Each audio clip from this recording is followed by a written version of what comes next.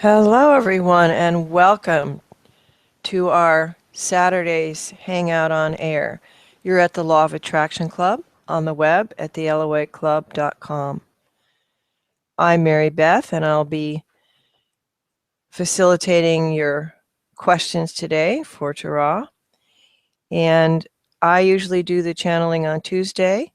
Rachel does them on our Thursday calls, and Robin does them on our Saturday calls.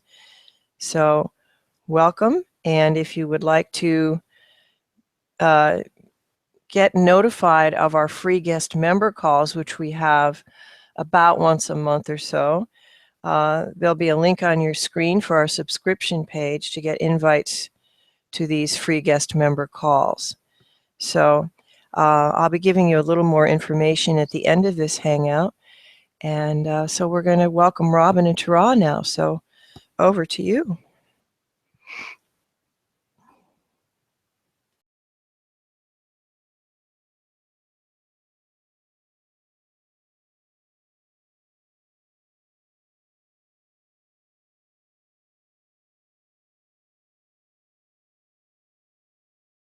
Robin and Tara, are you there? Welcome. Let's talk a little today about the power of getting fully aboard the boat, by which we mean creating a new story and letting go of the lies you used to believe in. We'll explore what beliefs really are and the role they play in the creation of your expectation tapestry. We'll talk about why some beliefs feel harder to choose than others. And of course, once more, the importance of feeling good. Let's begin. We were talking last week about a powerful technique, creating a new version of your past, one that more easily puts you in a present from which you can ease yourself more confidently into the future you want, and then practicing that new version until it becomes the truth. One of our community members, as she tried that process, found herself sinking into fear as she began thinking of all the feel-bad things in her past that she wanted to get rid of. So we asked her to tell a new story without those memories. And she could, and she did. She told us a wonderful feel-good story of her past. Then when we asked her to start to practice that story, she had difficulty.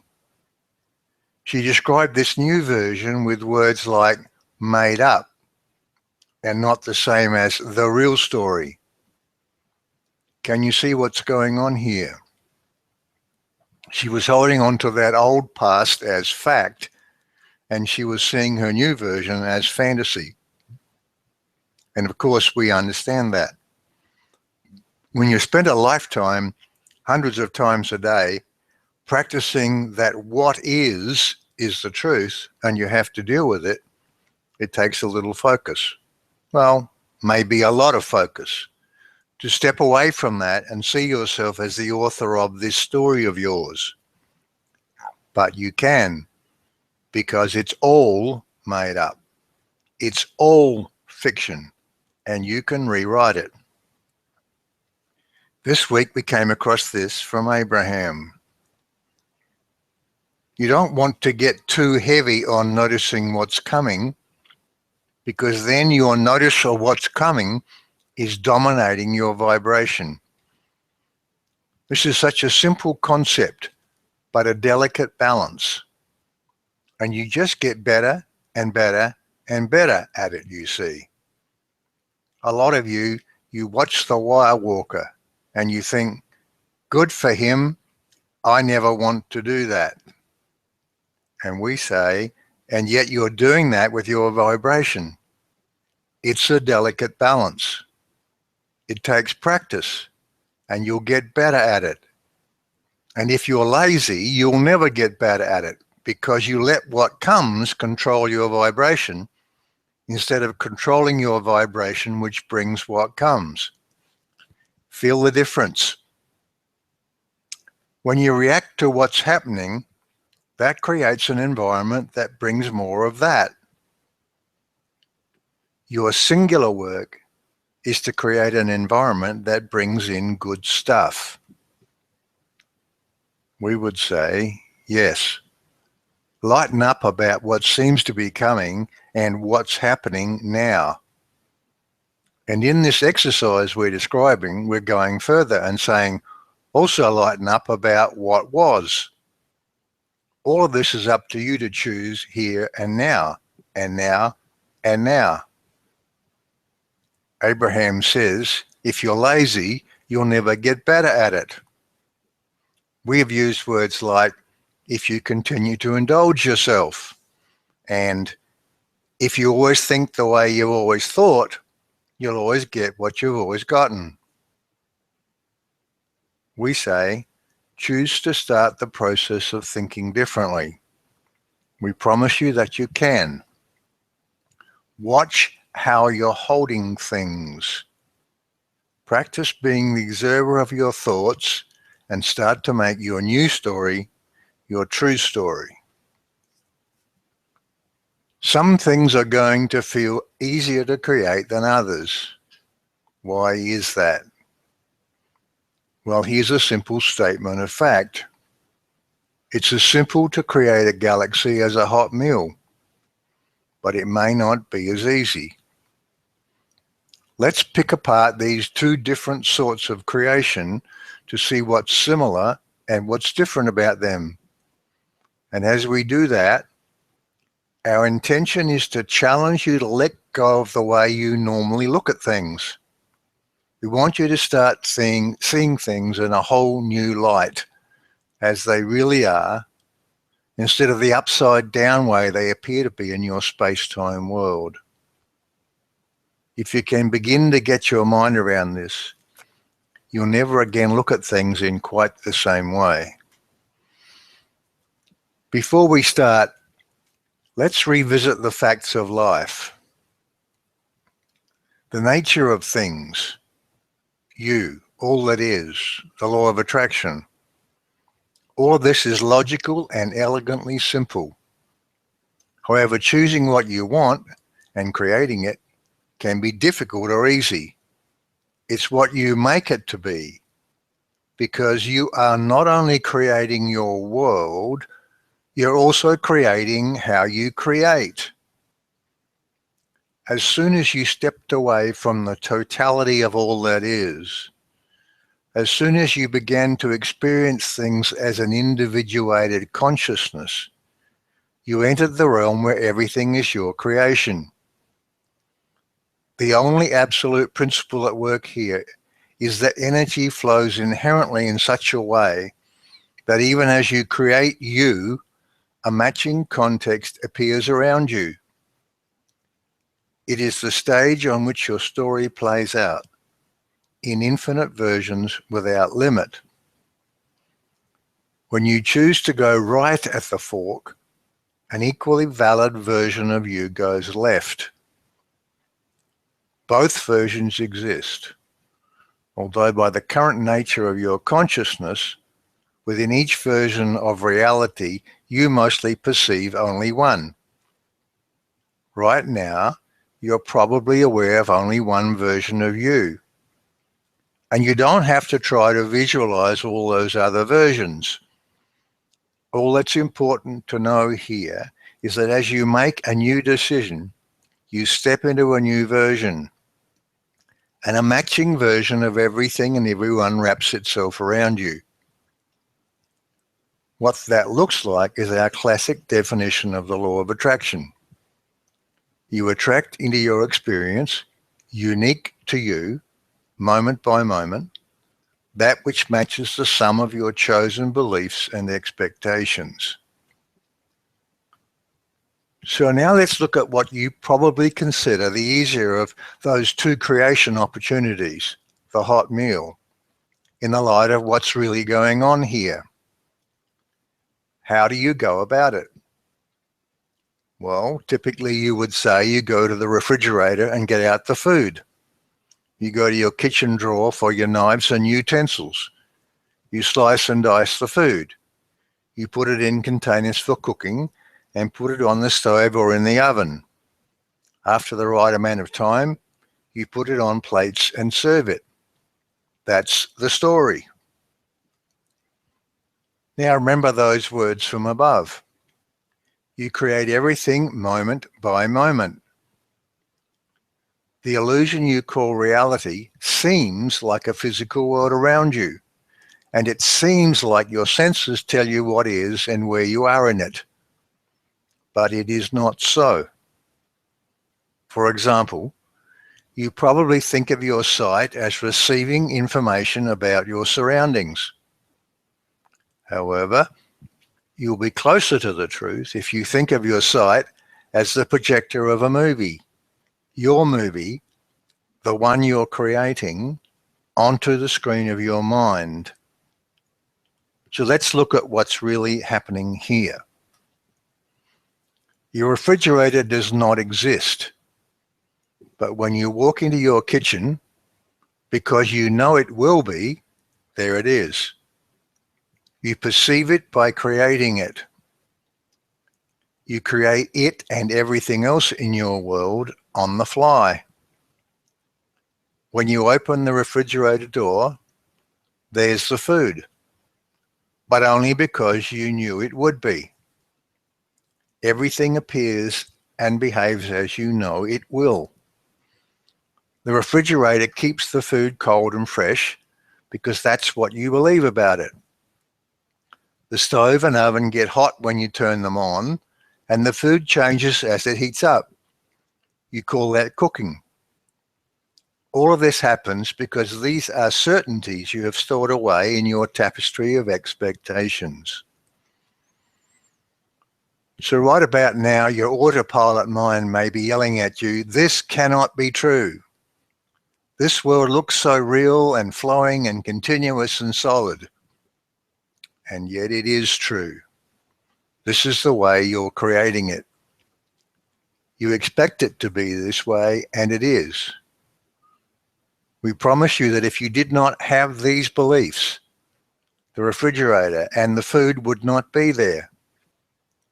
There is no absolute version of a physical stove that can cook food.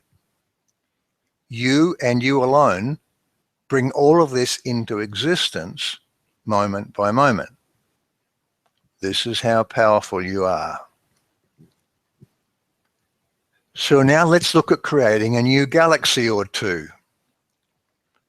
In the same way as you knew in advance what the cooked food would look like, have you stored in that autopilot mind of yours what this galaxy will look like? And in the same way as you stored the ritual of preparing and cooking food, have you stored the recipe for creating galaxies? For most of you, the answers will be no. So what is your autopilot telling you about this particular creation opportunity? It's probably something like, you've got to be kidding. So not only are you on your own with this one, but your autopilot is telling you it can't be done. We have arrived at the stark difference between these two opportunities. In the same way, you probably see a stark difference between changing your future and changing your past. Because you think of yourself as coming from a past that has already occurred, and you've got the history book, baby pictures, etc., to prove it, whereas the future is yet to happen. Well, at your essence, there is no time. Once again, there's no need for you to try to visualize what no time would be like. But if you just begin to accept that it's not absolute and that there's nothing more solid about your past than the future, you'll start to see why we're promoting this change your past exercise. It can be a really powerful tool to help you be more ongoingly aware of who you are. This autopilot mind is where you've stored all your truths and your history and your automatic reactions and responses. You've taught it all these things. It knows no other way of doing things except what you've taught it. It's your genie in the bottle. In most ways, it serves you brilliantly. You could not function without it. But there's a few choices you've made that are no longer serving you. And if you want to create more fun in your life, you're going to have to change some of that old story. It will take a little focus and attention. What you will be doing is the equivalent of either retraining or just plain overriding that autopilot. Think back to when your autopilot was shouting, "This cannot be true." What was really going on there? Was it saying, "This is not logical"? Well, at first it might feel that way. But remember, it knows only what you have taught it. So here's the important thing to get your mind around. It is not an independent judge of all things logical. All it can be saying is, "This is not what you've taught me." So now the questions for you become, what is the truth of all of this? What is logical? And if it's new news, how then do I change my expectation tapestry? So what is logical? Well, each of you will need to make your own choice about this. We understand there are many, many different explanations of the nature of who you are and what you're doing here. There's the physical only story. There are all the different organized religions. There are many spiritual explanations. Many of these are incredibly detailed and complex. Many are, as you might expect, extrapolations into non-physical from what you know of your space-time world, with domains and boundaries and time and numbers of this and hierarchies and levels. We submit it's much more simple than that. The only thing that may seem complex at first is that you have, to some extent, to unlearn some of the ways you've learned to think in the physical world. As we've interacted with those in this community, we've redefined and will continue to redefine what we call the absolutes and the law of attraction. With each new understanding, the picture has simplified to the words we used earlier in this discussion. It provides a logical basis for answering every question you pose at us. We offer it as about as good an explanation as you can possibly get. In this, as in all things, let your feelings be your guide. They are infallible. And if you decide that we are onto something here, then you now have your own logical basis for understanding the creative process. We invite you to contemplate this for a while here. Start to encourage that understanding within you. This is a great starting point. Can you begin to see how it can work? When you desire something and your autopilot reacts against you, now you can be aware of what's going on. Start by acknowledging it for the powerful help it gives you every second of your life. But then move to the new thought. Autopilot, here's some new news. I determine what's logical here, and I declare this is within our power to create. We have chosen a past, and now we're picking a different version. We now choose to expect this. I embrace the feeling of being there. Join me on the journey. This is the right place for us. Let's go together. The mechanism of creation, you see, is the same for the hot meal as it is for the galaxy. It's the same for the past as the future. The difference is only what you have within you, stuck back there in that expectation tapestry. You made those old choices, and now it's time for some new ones. Let's return here to some of our earlier words you might have missed. You are not only creating your world, you're also creating how you create it. Do you get the significance of that?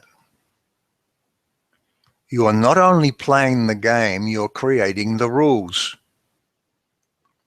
We've given you some thoughts and mechanisms, but ultimately you're the creator of it all. If it feels good, take it and run with it. But above all, make it your own, because that is your preordained right. You're always at choice. Choose first, second, third, and always that which feels good. Because without that, you are stepping away from who you are. So what happens when you get, as we said at the start, fully aboard the boat? What happens when you decide that what you want to believe is just as much a choice as what you choose to know as incontrovertible facts? Two things. One, you step into a distinctly new version of everything. And two, you know it. And by that we mean you step into that new world within the awareness that it's you making the choices and you doing the stepping. So what's going to be in the version of the world you're creating today? Same old, or something new? Today, this one's message from Theos was, as an aspect of your life does not feel good, there is something much greater wanting to be expressed. It's your indicator that it's time to release your focus upon what is not working and to focus upon the greater vision that is before you. Again from Abraham. It's a delicate balance. It takes practice and you'll get better at it. And if you're lazy, you'll never get better at it. Change is a choice, but change takes focus. Conscious change means letting go of certainties and embracing possibilities. So what's going to be in the version of the world you're creating today? Same old, or something new? This week in the Daily Messages from Tut, the Universe, Mike Dooley. Do you realize that today you may or may not receive certain phone calls, compliments, emails, surprises, letters, or visitors? Do you realize that today you may or may not receive word of good or bad news? Do you realize that today you may or may not encounter certain challenges, triumphs, problems, or victories? And to think, you're the one who decides. We say, Amen. You're the one who decides. If you always think the way you always thought, you'll always get what you've always gotten. Your singular work is to create an environment that brings in good stuff. We say, choose to start the process of thinking differently. We promise you that you can. Watch how you're holding things. Practice being the observer of your thoughts. Make your new story your true story. We look forward now to our longer discussion and your questions.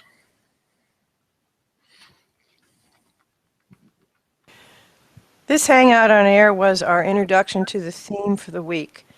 We have calls Tuesdays, Thursdays, and of course, this one on Saturdays. If you're a guest member, you already get invites to our free open calls, which we do once a month or so. If you're on the Hangout on Air watching right now, or that you're watching the Hangout on Air recording, you can get invites to these free open calls with the extension of the rest of the presentation by Tara and questions and answers by becoming a guest member. So see the links on your screen for that.